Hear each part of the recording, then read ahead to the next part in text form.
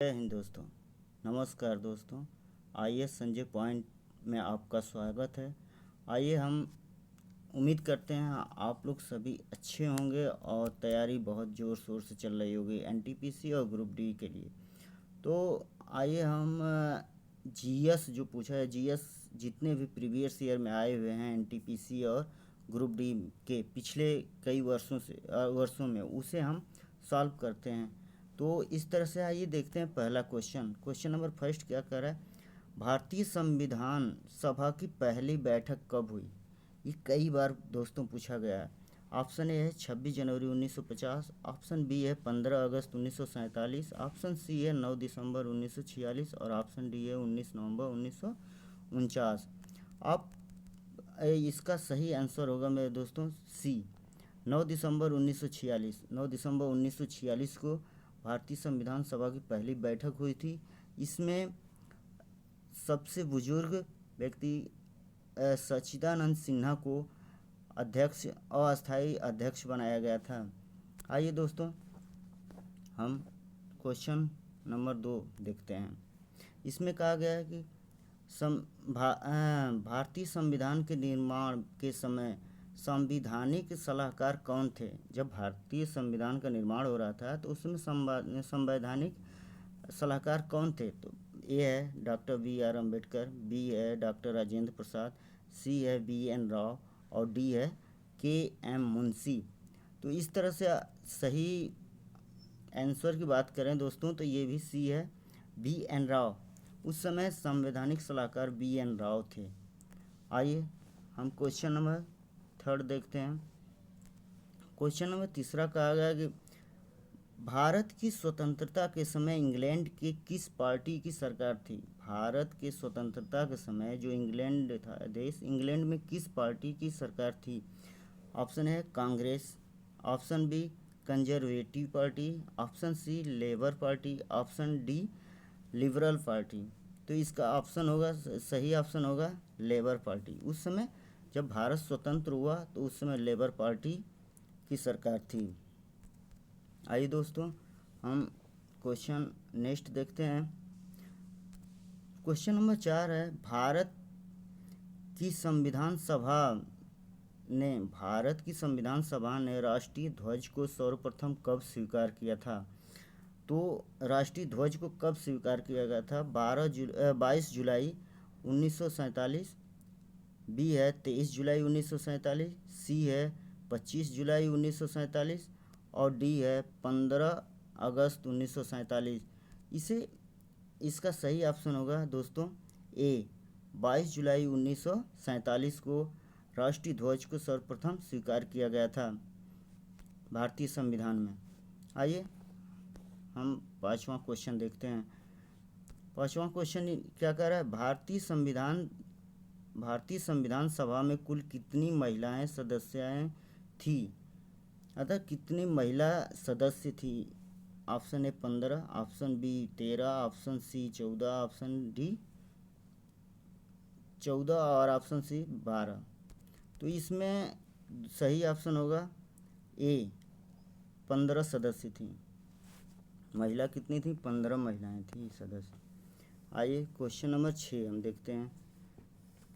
इसमें कहा गया समाजवादी तथा धर्मनिरपेक्ष शब्द संविधान की प्रस्तावना में सम्मिलित किए गए थे। यानी संविधान की प्रस्तावना में एक संशोधन हुआ था। उस समय समाजवादी, धर्मनिरपेक्ष और अखंड शब्द जोड़े गए थे। वो किस संविधान संशोधन के द्वारा जोड़ा गया था? तो ऑप्शन ए कह रहा है 41वें संविधान संशोधन द्वारा, ऑप्शन बी 42वें संविधान संशोधन द्वारा, ऑप्शन सी 43वें संविधान संशोधन द्वारा और ऑप्शन डी 44वें संविधान संशोधन द्वारा। तो इसका सही ऑप्शन होगा ऑप्शन बी, 42वें संविधान संशोधन अधिनियम 1976 को जोड़ा गया था। आइए दोस्तों हम आगे बढ़ते हैं और यहाँ से इतिहास का क्वेश्चन स्टार्ट होता है।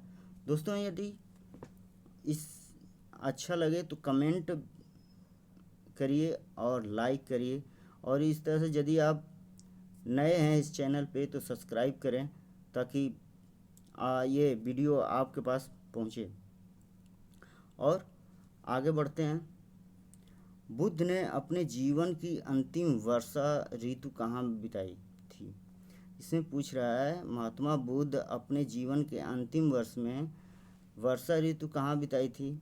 यानी इसका ऑप्शन होगा option A Shravasti, option B Vaishali, option C Kushinagar और ऑप्शन डी सारनाथ। तो इसमें हम बता दें दोस्तों, ऑप्शन ए होगा श्रावस्ती। तो महात्मा बुद्ध 80 वर्ष तक अपना प्रचार प्रसार किए थे और श्रावस्ती में अंतिम वर्षावास किए थे, और सबसे अधिक वर्षावास की बात की जाए तो श्रावस्ती में ही किए थे। सारनाथ में प्रथम वर्षावास इनका बिताया गया था, प्रथम वर्षावास, और यहीं पे अब सारनाथ में ही अपना प्रथम उपदेश भी दिए थे।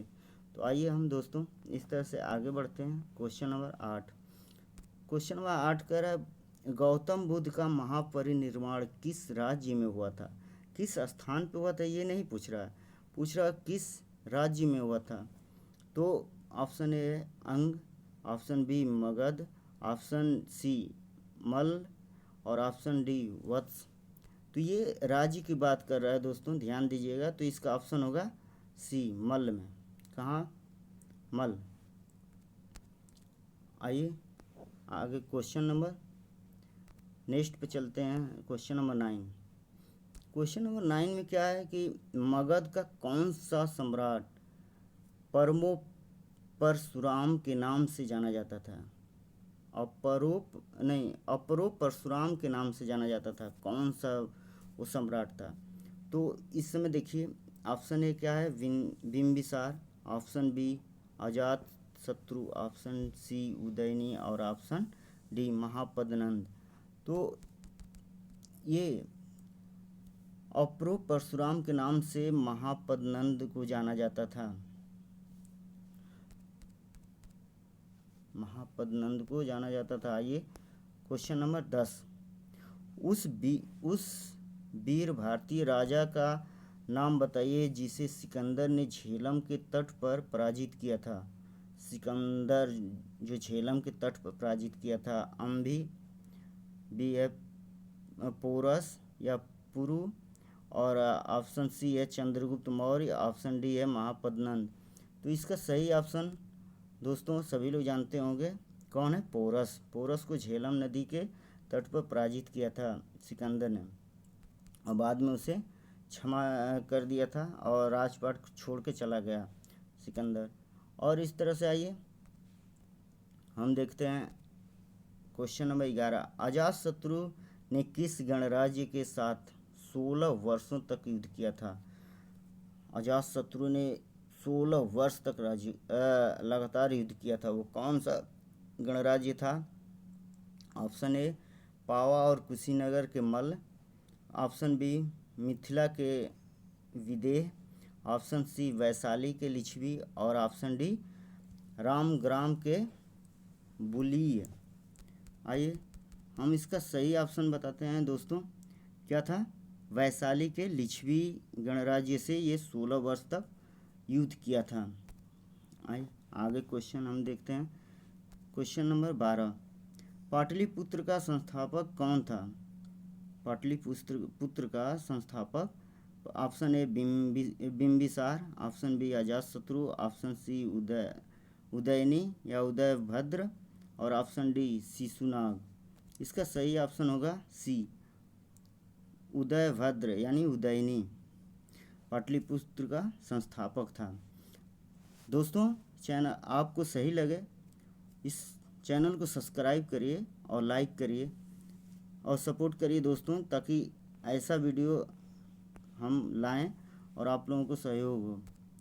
आइए 16 महाजनपदों में से दक्षिण भारत के गोदावरी नदी के किनारे स्थित जनपद कौन था? 16 महाजनपद थे, ये जानते हैं आप लोग सभी लोग। तो उसमें से एक महाजनपद ऐसा था जो दक्षिण भारत में था और वो गोदावरी नदी किनारे था। तो ये पूछ रहा है तो उस कौन था महाजनपद? तो ऑप्शन में क्या दिया है? चेदी ए, बी में दिया है मत्स्य, सी में दिया है अस्मक और डी में दिया है कम्बोज। आपका सही ऑप्शन होगा दोस्तों अस्मक। अस्मक ये एक ऐसा महाजनपद था जो दक्षिण भारत के गोदावरी नदी के किनारे पर था। ये मात्र एक ही था। आइए हम क्वेश्चन नंबर 14 देखते हैं। मौर्य काल में शिक्षा का प्रसिद्ध केंद्र था। मौर्य काल जब था उस समय शिक्षा का प्रमुख केंद्र कौन था? तो उस समय ऑप्शन ए है Takshashila, option B Ujjaini, option C Nalanda और ऑप्शन डी वल्लभी। तो इस तरह से दोस्तों ऑप्शन होगा ए तक्षशिला। तक्षशिला उसमें शिक्षा का प्रमुख केंद्र था मौर्य वंश के काल में। आइए हम आगे क्वेश्चन देखते हैं। संगीत के किस वेद का संबंध है? संगीत से किस वेद का संबंध है? पहला है यजुर्वेद, बी है सामवेद, सी है ऋग्वेद और डी है अथर्ववेद। आप जानते हैं दोस्तों, तो संगीत से यह है सामवेद। सामवेद का संबंध संगीत से है। इस तरह से दोस्तों ये 15 क्वेश्चन रहा। और आप अपने को देखिए कितना क्वेश्चन आ रहा था, कमेंट करके बताइए। और अच्छा लगे तो लाइक करिए, सब्सक्राइब करिए और शेयर करिए। जय हिंद दोस्तों। ऐसे मोटिवेट करिए ताकि अगला वीडियो और हम बढ़िया से बढ़िया क्वेश्चन लाएं जो प्रीवियस ईयर में आए हुए हैं। हार्ड क्वेश्चन इसलिए नहीं ला रहे हैं दोस्तों कि ग्रुप डी और एनटीपीसी में ऐसा ही क्वेश्चन पूछा गया है, इसलिए ला रहे हैं। पीसीएस और आईएएस का क्वेश्चन लाने में थोड़ा सा डिफ़िकल्ट होगा, आप लोगों के एग्ज़ाम में वो नहीं पूछा जाता है, इसलिए हम प्रीवियस ईयर में आए हुए क्वेश्चनों का एनालिसिस कर रहे हैं। नमस्कार दोस्तों।